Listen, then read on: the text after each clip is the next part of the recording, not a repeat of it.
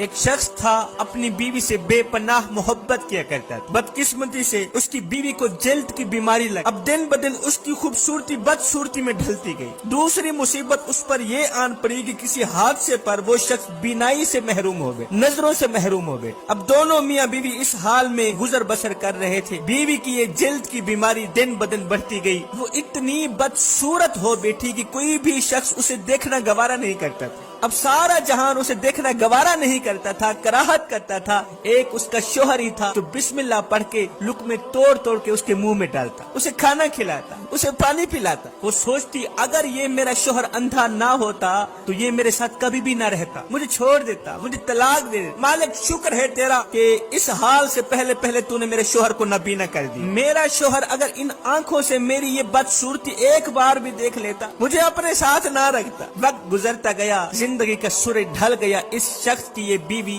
فوت ہو گئی، اس کا انتقال ہو گیا۔ اس کی جدائی میں، اس کے صدمے میں شوہر نے اپنا سب کچھ فروخت کر دیا، یہ شہر چھوڑ کر دوسرے شہر جانے کا فیصلہ کیا۔ جب دوسرے شہر جانے لگا تو کسی نے راستے میں آواز لگائی، او اندھے، او نابینے، اب تک تو تمہاری بیوی تمہاری آنکھیں بنی ہوئی تھی، وہی تمہیں پکڑ پکڑ کر چلاتی تھی، کھلاتی تھی، پلاتی تھی، اب کون تیری فکر کرے گا؟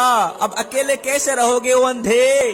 اس شخص نے کہا، او بھائی میں اندھا نہیں ہوں، میں اندھا بنا ہوا تھا۔ او مجھے اندھا سمجھنے والے، میں نابینا نہیں ہوں، الحمدللہ میری آنکھیں کام کر رہی ہیں، دیکھو میں نابینا نہیں ہوں، میں نابینا بنا ہوا تھا۔ کہا وہ کیسے؟ کہا میاں میں نابینا جان بوجھ کر ہی بن گیا تھا، وہ اس لیے کہ یہ احساس میری بیوی کے لیے بہت ہی تکلیف دہ ہوتا، بہت ہی تکلیف دہ ہوتا کہ میں اس کی بدصورتی کو دیکھ رہا ہوں۔ میری بیوی ڈرتی تھی کہ کہیں میرا شوہر میری بدصورتی کو نہ دیکھ، اگر اس نے میری اس بدصورتی کو دیکھ لی تو مجھے طلاق دے دے۔ اور میاں میں نے تو یہ جان بوجھ کر ڈرامہ رچایا ہوا تھا کہ میں اندھا ہوں، نابینا ہوں، بس یہ احساس میری بیوی کے لیے تکلیف دہ ہوتا کہ میں اس کی اس بدصورتی کو دیکھ رہا ہوں۔ یہ کہتے ہوئے وہ شخص چلا گیا۔ کچھ دن بعد وہ بھی فوت ہو گیا۔ جب اس کا انتقال ہوا تو خلقت اسے اللہ کا ولی کہہ کر پکار رہی تھی۔ اس کے مرنے کے بعد کسی نے خواب میں اسے دیکھا